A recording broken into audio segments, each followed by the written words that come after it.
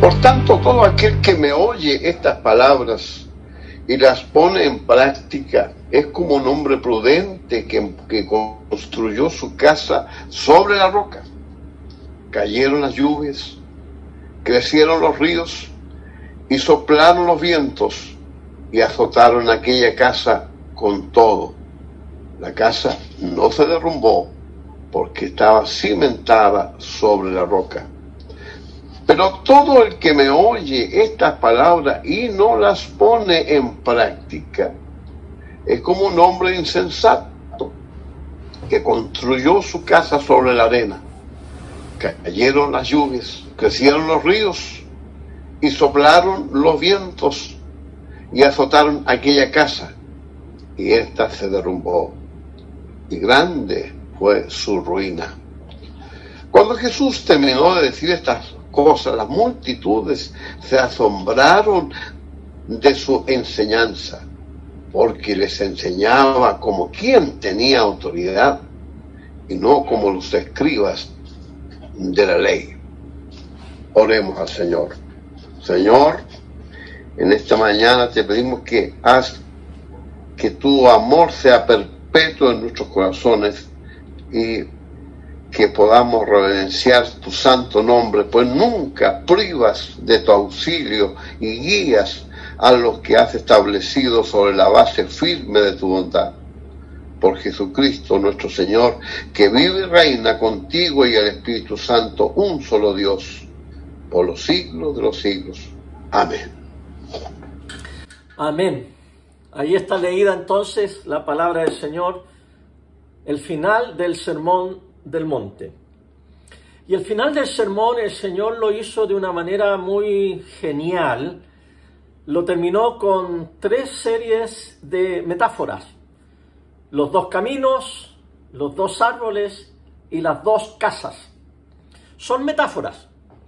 Las metáforas, las ilustraciones, las parábolas son muy útiles para poder conocer las verdades divinas, porque nos ayudan a imaginar. De lo contrario, todo sería muy seco y muy teórico.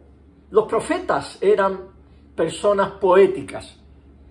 Ellos escribían sus poemas de profecía, y usted se da cuenta cuando lee los profetas que están en manera de poesía, no de prosa, porque ellos se imaginaban cosas y se imaginaban en su conexión con el Señor cómo transmitir esas verdades eternas.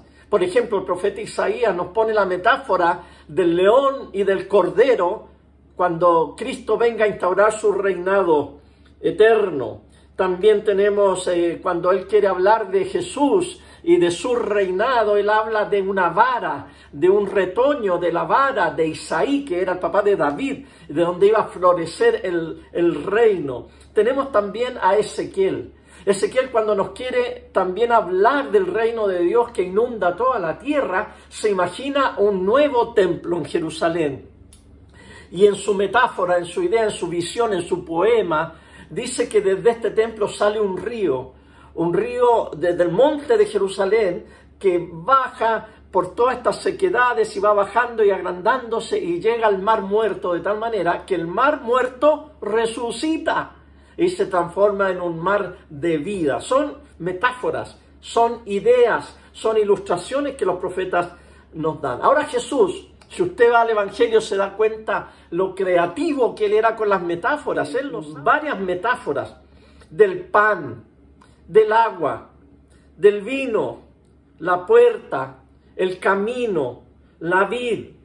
Y también hay muchas metáforas apocalípticas en el Evangelio, cuando él habla del oscurecimiento del sol, de la luna en sangre, cuando él habla de las potestades de los cielos que son conmovidas, también son metáforas apocalípticas que hablan del fin de todo este sistema de cosas. Mire, para definir, por ejemplo, secamente, ¿no? La iglesia es la sociedad alternativa de Dios formada en fe y fidelidad a Jesucristo. Bueno, esa es una definición muy clara. Eso es la iglesia, pero muy teórica, muy seca.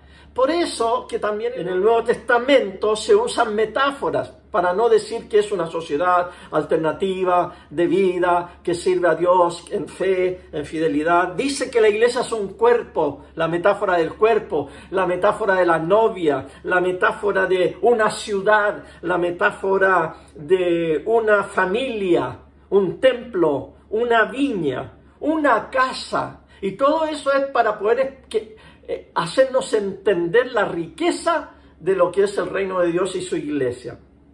Y aquí, terminando el Sermón del Monte, Jesús está usando la metáfora de un refugio en la tormenta.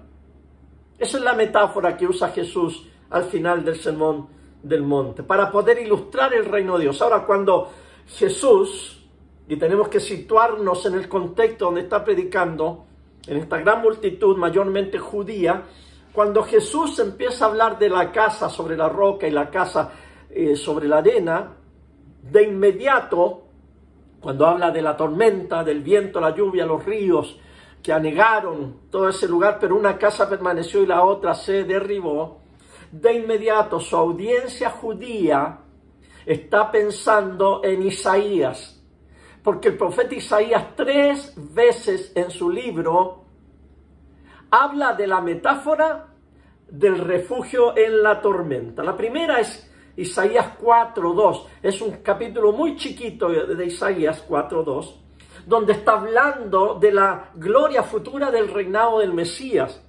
Y en el versículo 5 y 6 dice Isaías: y sobre todo esto estará la gloria del Señor.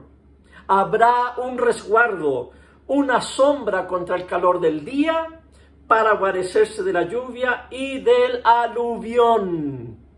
Clic, dicen los judíos que están escuchando a Jesús cuando dice que viene la lluvia, el viento que azotaron sobre la casa. Sin embargo, esa casa no se destruyó de inmediato.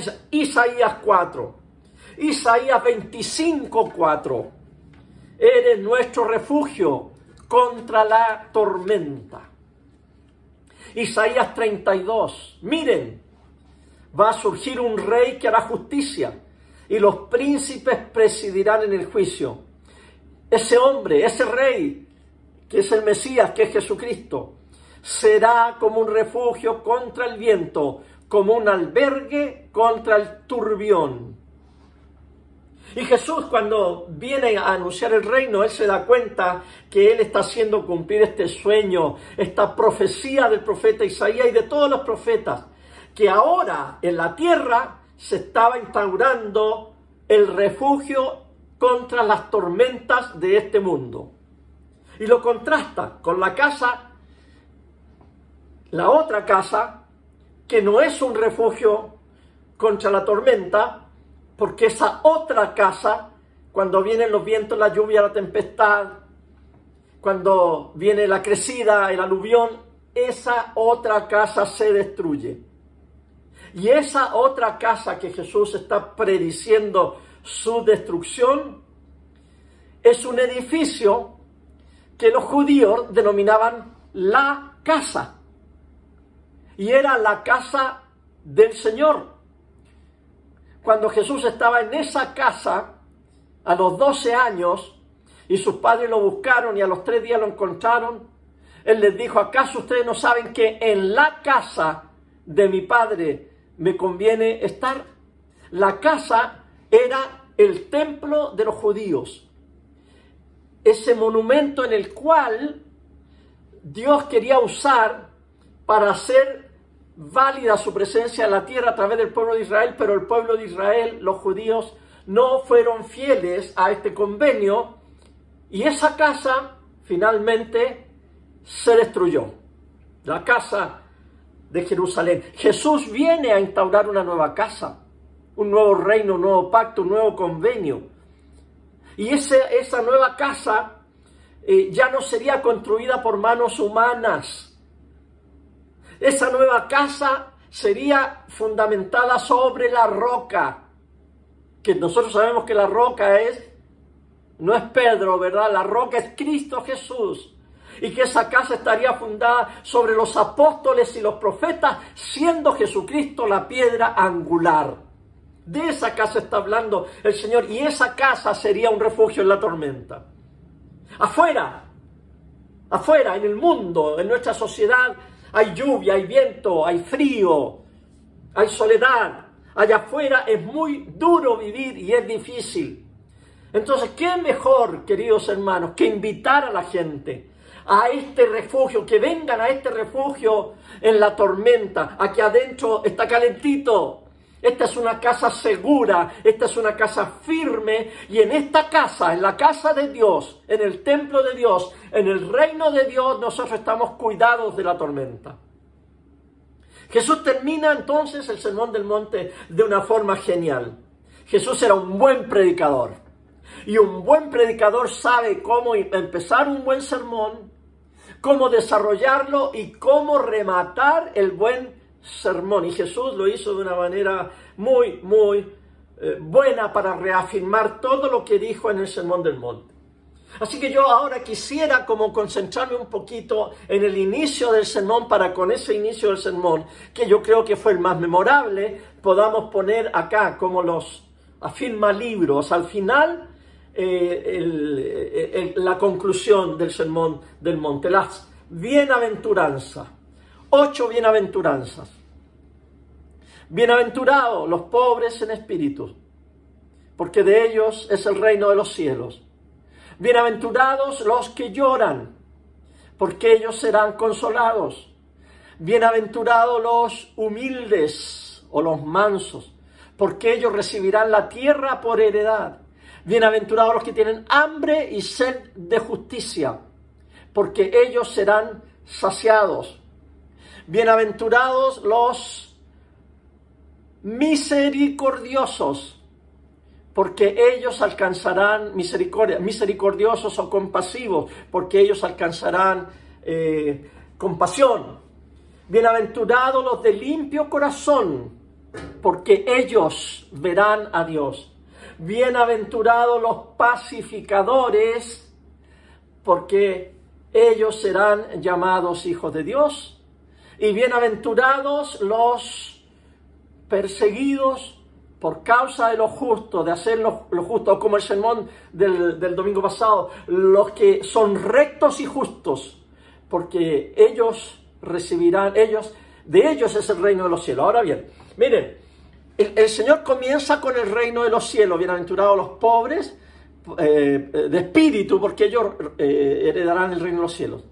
Y termina con el reino de los cielos. Y algunos dirán, bueno, pero ¿por qué lo repitió? ¿Por qué repitió? Porque estaba dando recompensa. A uno les dio el reino, los otros serán consolados, los otros recibirán la tierra, los otros serán saciados, los otros recibirán compasión, los otros verán a Dios, los otros, los pacificadores serán llamados hijos de Dios. Entonces alguno dirá, bueno, Jesús dijo, a ese le di consolación, a ese le di la tierra, a eso le di... Y ya no me queda más que darle, así que bueno, ya a esta altura del sermón ya se olvidaron, así que les voy a dar el reino también a los últimos, a los perseguidos. Pero no es así. Aquí hay un alcance profundo, y es este. El Señor comienza dando el reino, prometiendo el reino, pero nos advierte que a ese reino se va a llegar con persecución y sufrimiento. Y lo recalca al final. Y todo el Sermón del Monte, ¿cuáles son los comentarios más comunes que hemos oído del Sermón del Monte en los grupos? En buen chileno, chita que es difícil. Es lo que más yo he oído de ustedes. Qué difícil, qué difícil.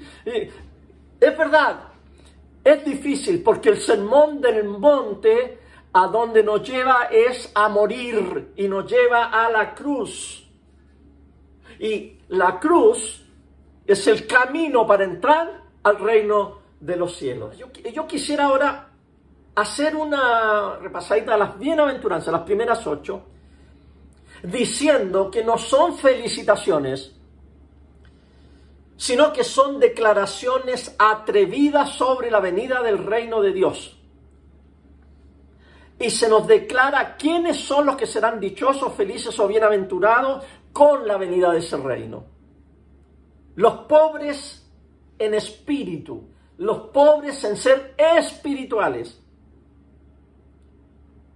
Y yo les decía que eso de ser espirituales se ve fácilmente, se ve en las personas que saben, que tienen una relación con el Señor, que saben orar, que saben leer la Biblia, que saben dónde está Habacuc y dónde está el libro de Tito. La gente que tiene clara la película. Nosotros, los que tenemos clara la película, somos ricos espiritualmente. A los que les piden orar en un asado, no es al pobre espiritual, es al rico espiritual. Los pastores, por ejemplo, los líderes, los ancianos que tenemos en nuestras congregaciones son personas que tienen una riqueza espiritual. Yo no sería pastor si yo no tuviera esa inclinación hacia lo espiritual. Pero la mayoría en el mundo y también en la iglesia se sienten como que no son ricos espirituales. Como que les falta, ¿verdad? No son naturalmente proclives a la espiritualidad. Y Jesús dice, ustedes, despierten, ustedes son bienvenidos en mi reino, bienaventurados ustedes, los pobres en espíritu, porque de ustedes y para ustedes y a través de ustedes el reino se hace manifiesto. Les da la bienvenida a todo tipo de personas. Y la iglesia es el refugio en la tormenta, y la iglesia tiene que darle la bienvenida a los pobres espirituales. Cuenta que aquí no hay especialistas y no hay gente que tenga que sobrepasar a otro y dejarlo callado, sino que en el refugio en la tormenta todos somos bienvenidos, y el pobre en espíritu en nuestra iglesia puede decir, aquí me quedo, aquí me siento bien, aquí estoy en mi salsa. Bienaventurados los que lloran. Los que lloran, vengan al refugio en la tormenta. Aquí pueden llorar con nosotros. Aquí hay espacio para encontrarse con sus propios sentimientos. Hay una frase, un ánimo que yo le doy a los hombres cuando a veces, o a mis amigos que me dicen, hoy estoy muy llorón, estoy bueno para llorar. Y yo le digo, ese es un don de Dios. Especialmente en los hombres. El hombre que está empezando a llorar y a quebrantarse es un hombre que Dios está trabajando con él. Bienaventurados. Bienaventurados los que lloran, porque serán consolados. Porque desgraciadamente el mundo, la sociedad en la que vivimos, le tiene una aversión al lloro, al quebrantamiento, al lamento. Y no se dan cuenta, a veces muchos cristianos, los que estamos leyendo y orando los salmos, que los salmos están llenos de queja, de lamento, de lloro. Hay un libro en la Biblia que se llama Lamentaciones. La iglesia tiene que ser un refugio, una puerta abierta para que todo mundo venga, y si quiere llorar, que llore, que se lamente, porque esas personas van a recibir consolación. ¿Cuál es el símbolo del cristianismo? El símbolo del cristianismo es una cruz, no es una carita feliz. En nuestras iglesias, en nuestros salones, no tenemos una carita amarilla con una sonrisa. En nuestras reuniones y en nuestros hogares tenemos el símbolo de la cruz, y la cruz es muerte, y la cruz es sufrimiento. Bueno, yo sé que más de algunos van a decir, sí, pero nosotros tenemos la cruz vacía, porque Cristo resucitó, aleluya, sí. Sí, Cristo resucitó, aleluya, y lo vamos a celebrar. Pero de vez en cuando deberíamos poner a Cristo en la cruz para acordarnos también que parte de vivir nuestra vida cristiana es crucifixión y sufrimiento. Y deberíamos contemplar la cruz, y deberíamos contemplar nuestra vida, y si debemos llorar y lamentarnos, que lo hagamos. Creemos que nuestro lloro se convertirá en alegría. La tristeza puede durar, dice el salmista, hasta el anochecer, pero en la mañana viene la alegría. Jesucristo murió, pero resucitó, y con su resurrección nos trae la consolación y la alegría. A esa gente entonces, a los que lloran más que yo, a los que lloran más que tú, hay que acompañarlos. Y hay que traerlos al refugio en la tormenta. Bienaventurados los humildes, los tranquilos, los mansos. Eso sí que está revolucionario y contra la corriente de este mundo. Porque en este mundo nadie se debe dejar pasar a llevar. En este mundo lo que predomina es la protesta, la queja. Y Jesús dice, no, pero en mi reino alternativo los humildes heredarán la tierra. El camino de Jesús no es el camino del César, del emperador, de la fuerza política o militar. El camino de Jesús es el camino de la humildad. Y el fin no justifica los medios. El medio de Jesús es la humildad, la paz, la tranquilidad, la mansedumbre. Esa es la manera de vida del cristiano. Los humildes heredarán, no conquistarán, no comprarán la tierra.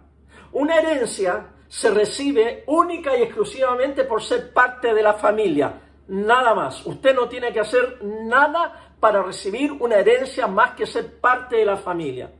Y hoy día celebramos el Día del Padre. Y nosotros somos hijos del Padre Celestial. Y no tenemos que hacer nada. Ningún pataleo, ni protesta, ni trámite notarizado, ni abogado, ni nada para recibir esta tierra. Nosotros sencillamente nos quedamos de brazos cruzados mirando el triunfo final de Cristo que nos da esta tierra por herencia, sencillamente porque tú y yo somos hijos del Padre Celestial. Feliz Día del Padre, Padre Celestial y Padre terrenal. Tenemos un Padre en los cielos. Y por eso no codiciamos, no pasamos a llevar a nadie, no demandamos nada, no exigimos nada, sencillamente heredamos. La iglesia es para los humildes. En la iglesia no hay cabida para los orgullosos. En la iglesia no hay escalafones. En la iglesia del Señor, en el refugio, en la tormenta no hay privilegios, no hay rangos. En la iglesia no debe haber orgullos heridos, ni resentimientos, ni gente ofendida. No, en el refugio, en la tormenta, todos somos humildes siervos de Dios, esperando pacientemente la heredad que se nos va a dar. Amén. Bienaventurados los que tienen hambre y sed de justicia.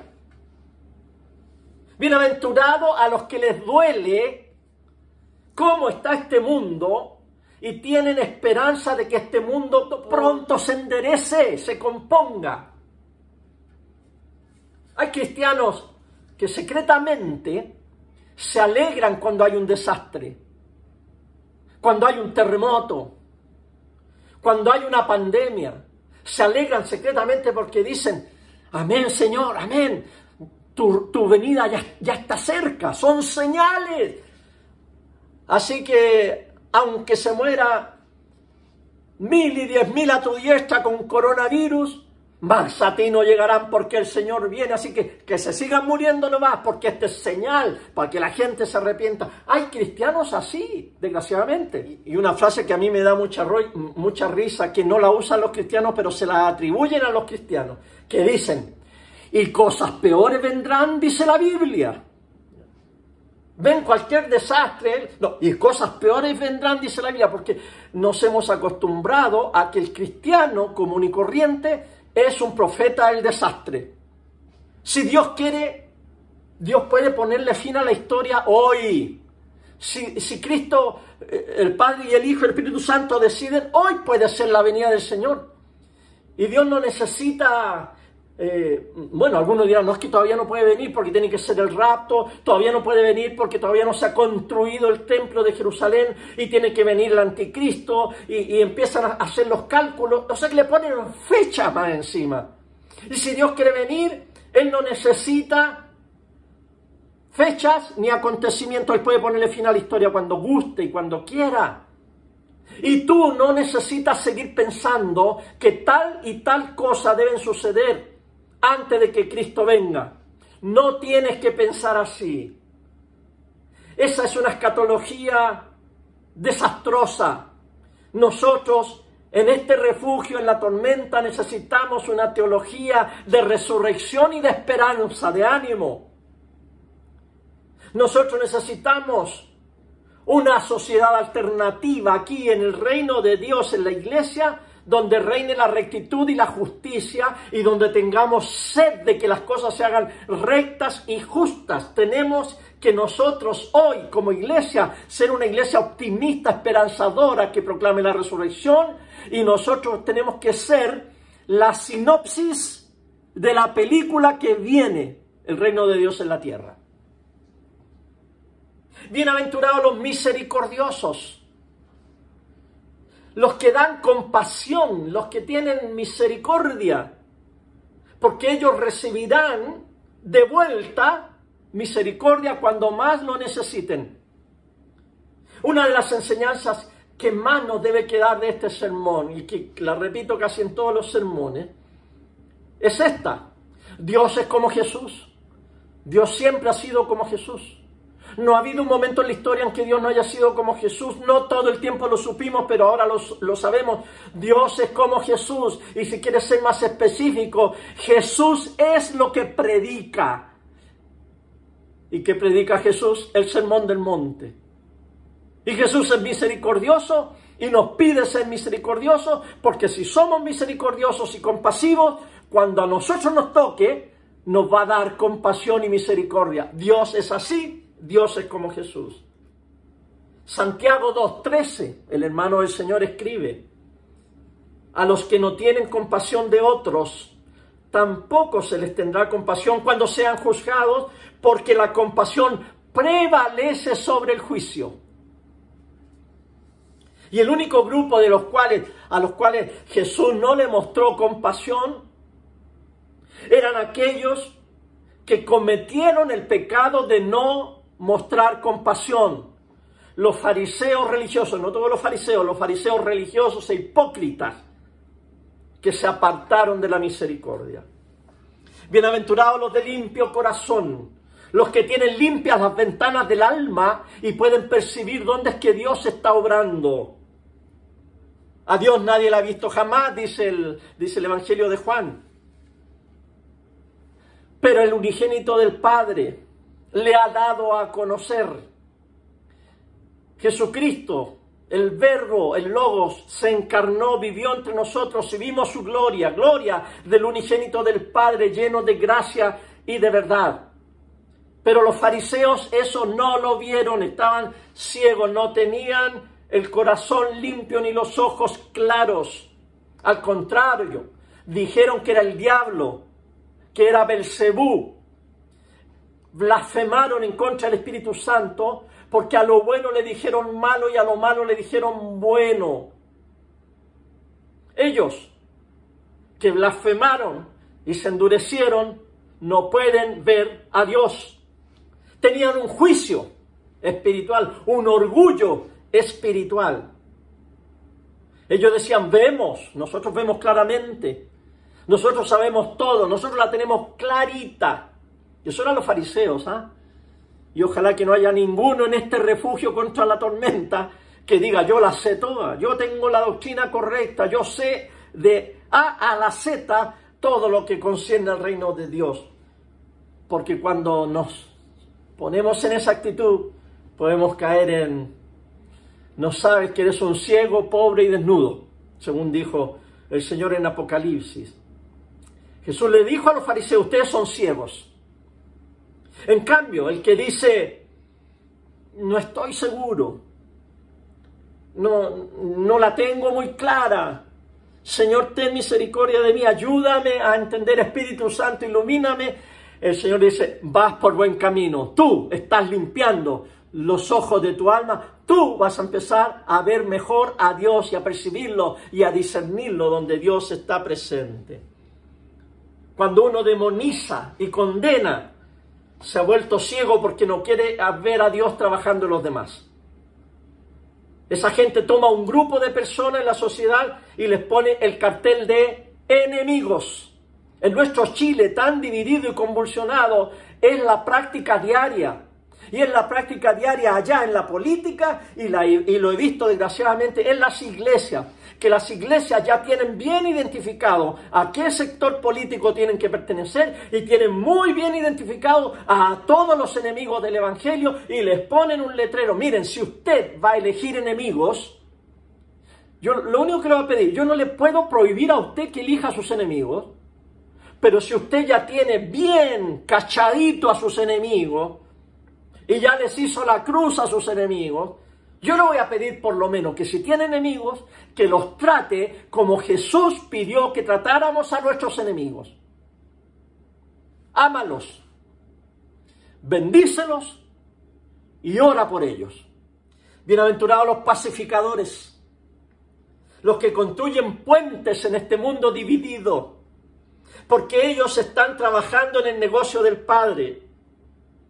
Pero desgraciadamente otra vez en los círculos cristianos, los pacificadores son personas sospechosas.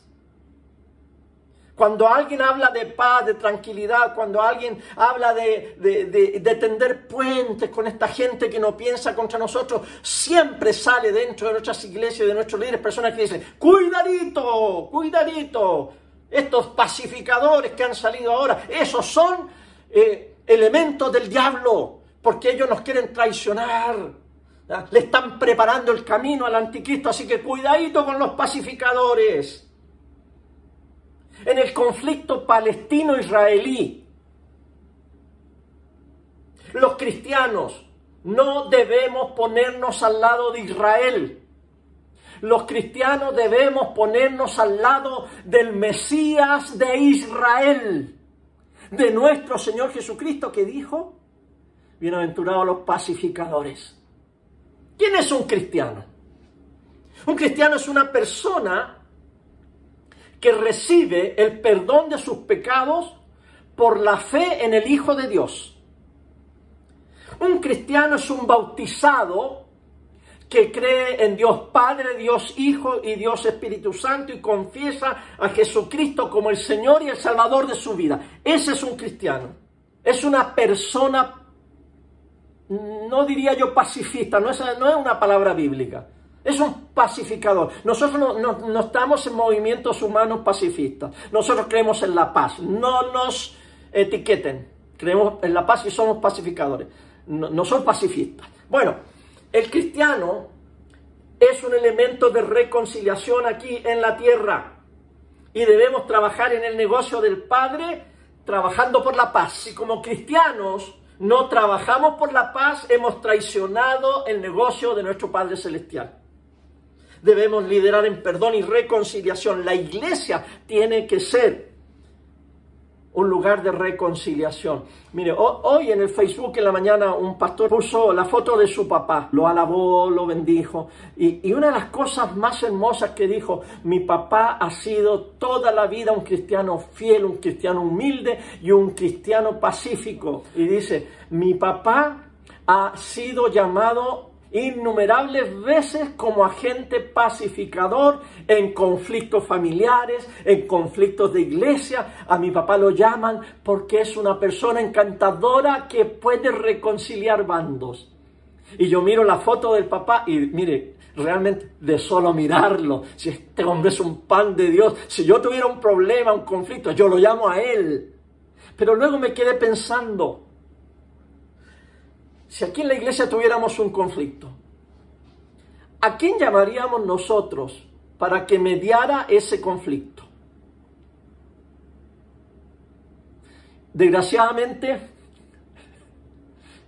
no me surgió ningún nombre de personas, de pastores, de líderes aquí en Santiago. Bueno, tengo que buscar un poquito más. Yo creo que sí los voy a encontrar. Por ahí creo que tengo a uno. Debemos caracterizarnos más por eso, por ser pacificadores, para que nos llamen a la reconciliación, que la iglesia, imagínense queridos hermanos que ahí en Peñalolén, en la cumbre, los vecinos vinieran a pedir a nosotros, que nosotros como iglesia, que el pastor o los ancianos les ayuden en un conflicto que hay en el vecindario. ¡Aleluya! ¡Qué hermoso sería! Pero desgraciadamente hoy las iglesias estamos más en el lado de las protestas y de etiquetar a nuestros enemigos en vez de conversar con nuestros enemigos. Refugio en la tormenta. Bienaventurados los perseguidos, los que son ridiculizados, los que son malentendidos.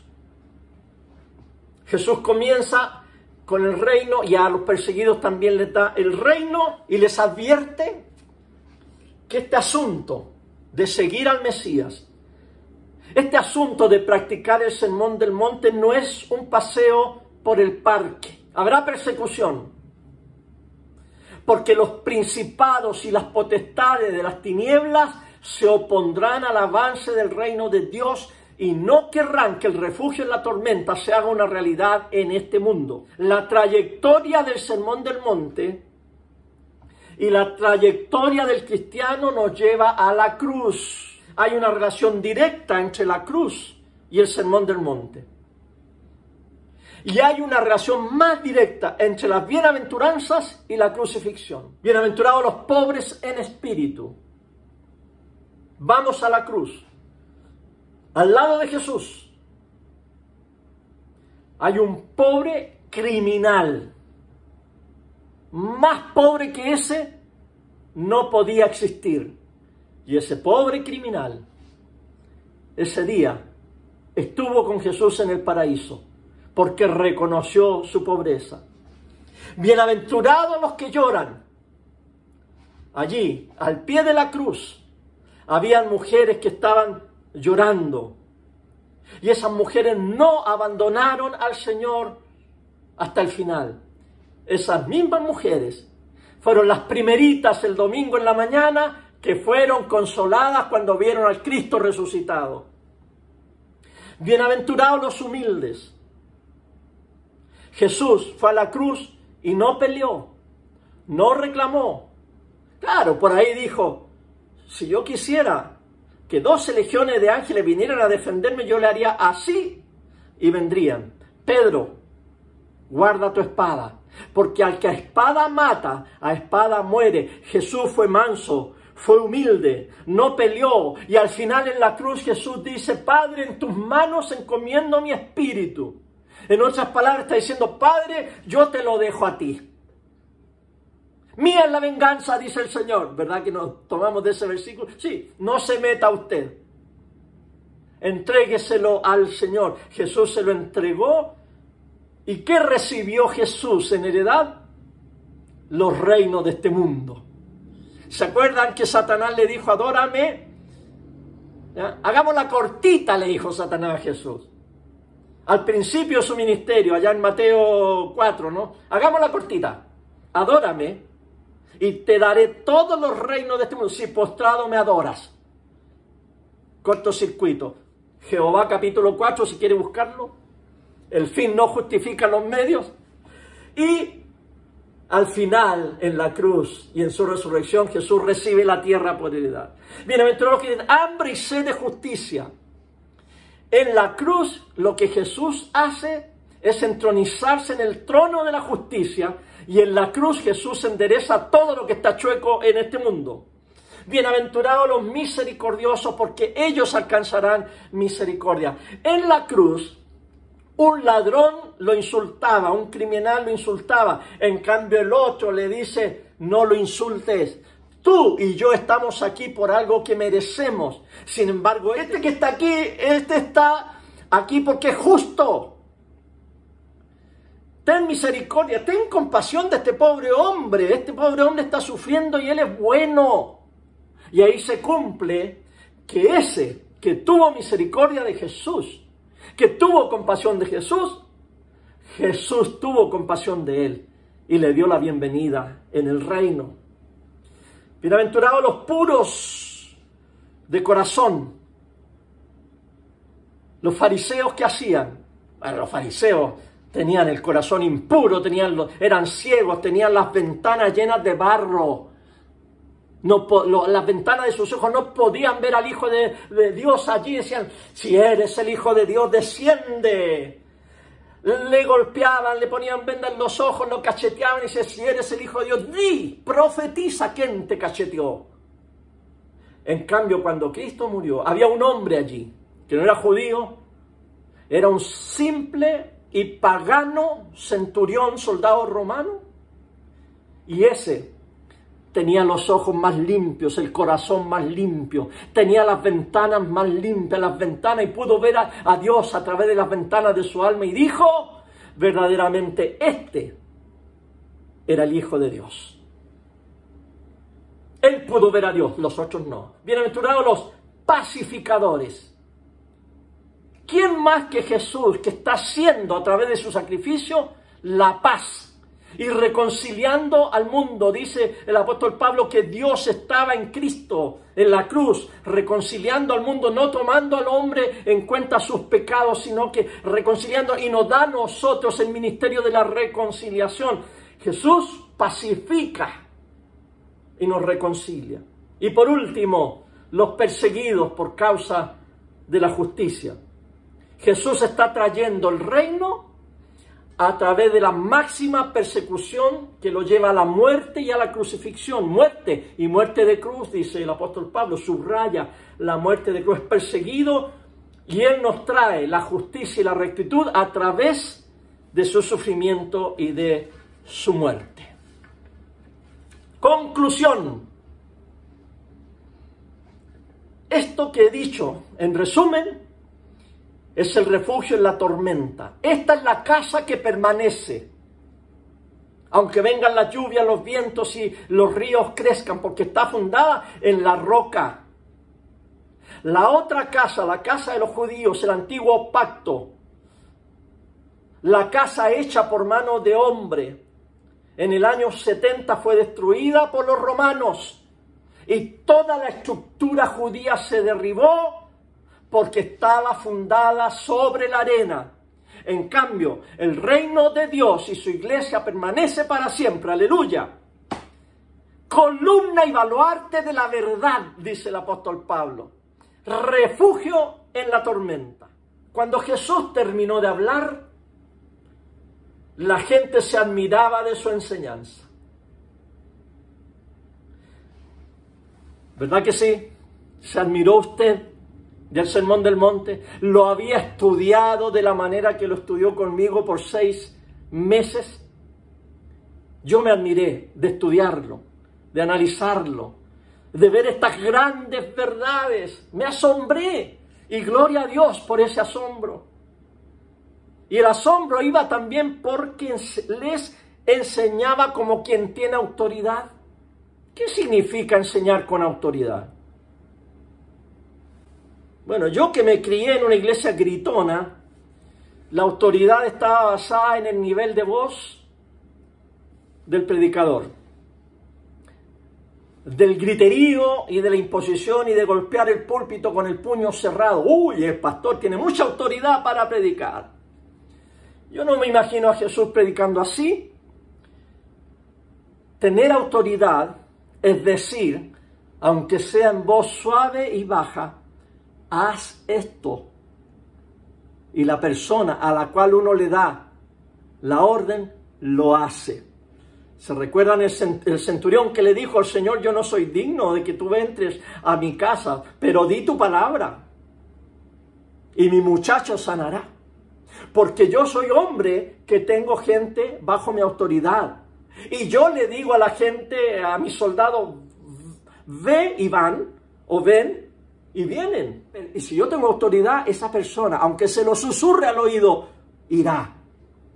Esa es la autoridad de Jesús. Esa es la autoridad espiritual, que no se impone, sencillamente se dice, y la persona que respeta al líder, que respeta, en este caso, al Señor Jesucristo, hace lo que el Señor Jesucristo dice. ¿Es tu autoridad el Señor Jesucristo? ¿Te has asombrado como esta gente lo que Jesucristo te ordena y te has asombrado porque es difícil? Bueno, el Señor nos enseña como quien tiene autoridad y nosotros aprendemos como quienes estamos bajo esa autoridad y nos vamos entonces a practicar el Sermón del Monte, a practicar la letra roja y a darle gloria y honor al Rey de Reyes y Señor de Señores. Amén. Señor, gracias por habernos permitido llegar al final de este hermoso sermón.